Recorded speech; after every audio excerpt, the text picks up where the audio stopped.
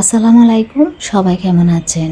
আশা রাখছি যে যেখান থেকে ভিডিও দেখছেন সবাই আল্লাহর রহমতে ভালো এবং সুস্থ আছেন।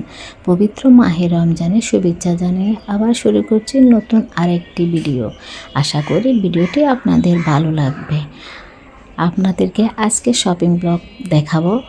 আর এখানে আমরা শপিং করতে এসে সকালে যখন বাসে উঠছিলাম তখন দেখতেছি অনেক অনেক আশেপাশের অনেক সুন্দর ভিউ, দেখে আপনাদের সাথে শেয়ার না করে পারলাম না। আর আমিও দেখতেছিলাম এই যানজটের ভেতর যদি এরকম একটা সাগরের ভিউ পাওয়া যায় তাহলে কার না ভালো লাগে। এখানে আমরা বাসে বসে বসে বাইরের ভিউটা দেখছিলাম।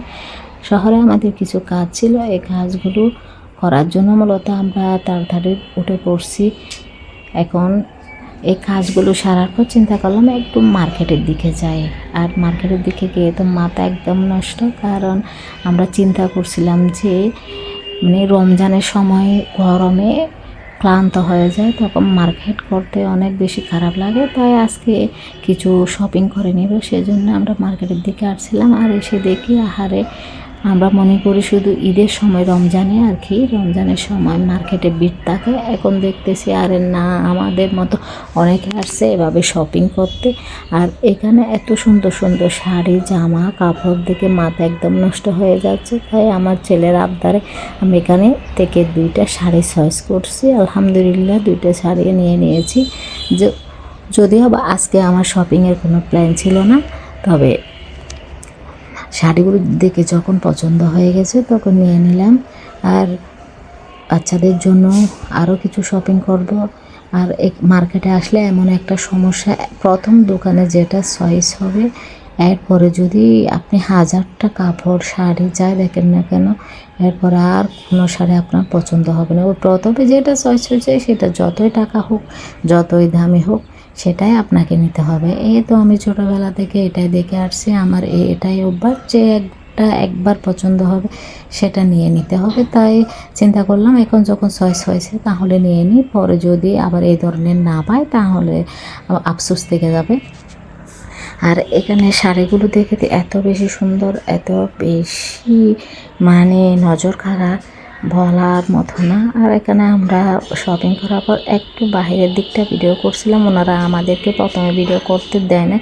যখন আমরা শাড়ির প্রাইস পেড করছি, এরপর বলতেছে আপু এবার ভিডিও করতে পারেন। যাই হোক, অসুবিধা নাই, আমরা তো এত বেশি প্রফেশনাল ব্লগার নয় যে আমাদের সব কিছু ভিডিও করতে হবে।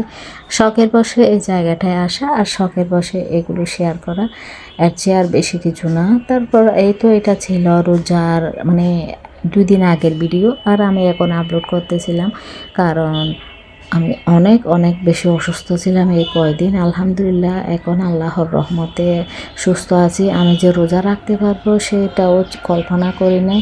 আল্লাহর অশেষ রহমত, আমি রমজানের যেদিন থেকে রমজান সেদিন থেকে আলহামদুলিল্লাহ সুস্থ হয়ে গেছি।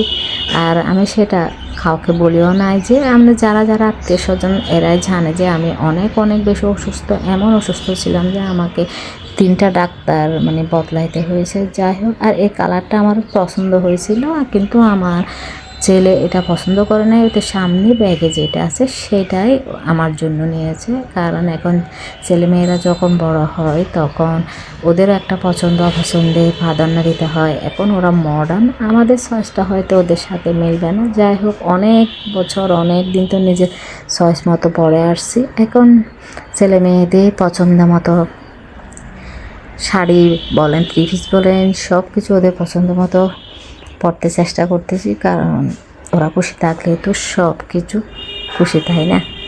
এই তো এখানে প্যাকেজিং করা হয়ে গেছে আমাদের শাড়িগুলো।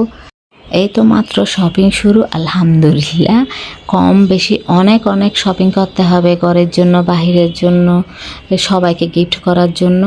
সেগুলো আপনাদের সাথে শেয়ার করার চেষ্টা করব। যদি বা আরও সুস্থ থাকি, সবাই আমার জন্য দোয়া করবেন। আমি ভিডিও শেষ প্রান্তে চলে আসছি, আবার দেখা হবে নতুন ভিডিওতে। ততক্ষণ পর্যন্ত সবাই ভালো আর সুস্থ থাকবেন। আসসালামু আলাইকুম, আল্লাহ হাফেজ।